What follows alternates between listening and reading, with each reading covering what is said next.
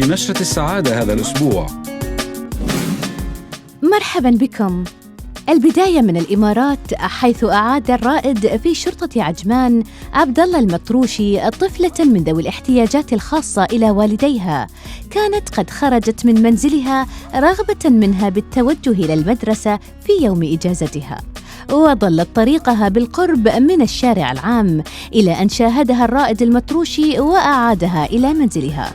وإلى قصة عن التضحية بطلتها العجوز الفلبينية جولييتا لورونزو، التي دأبت على حمل ابنتها الثلاثينية المصابة بالشلل منذ ولادتها أينما ذهبت، خشية من تعرضها لأي من أنواع المضايقات. قصة جولييتا اكتشفها ووثقها بالصدفة الشاب جيلبرت خلال زيارة قامت بها إلى البنك لتحصل على راتبها التقاعدي الذي يعادل $40 فقط، ونشر صوراً ومقطع فيديو لها عبر صفحته في فيسبوك، لعل ذلك يدفع أحد المؤسسات أو الأفراد المقتدرين على مساعدتها.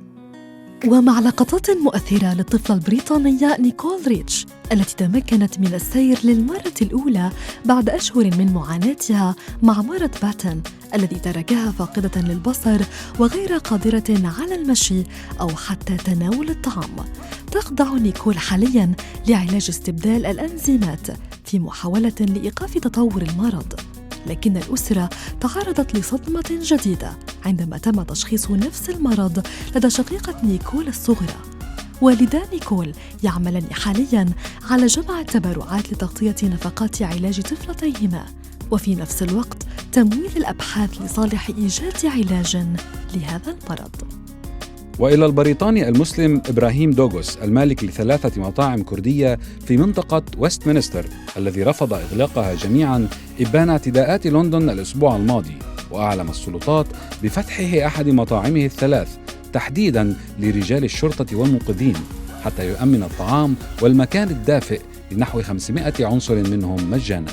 تحول الطالب الأمريكي لام براون في مدرسة بولاية ويسكونسن إلى بطل في مواقع التواصل الاجتماعي، وذلك بعد إنقاذه حياة زميله الذي اختنق أثناء تناول الطعام.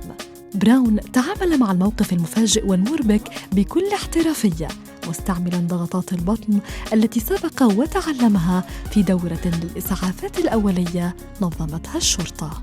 والختام مع لقطات مبهجة للطفل جراهام الذي توقف عن البكاء وتحول إلى المرح واللعب بفضل صديقه الجرو الصغير جيفز.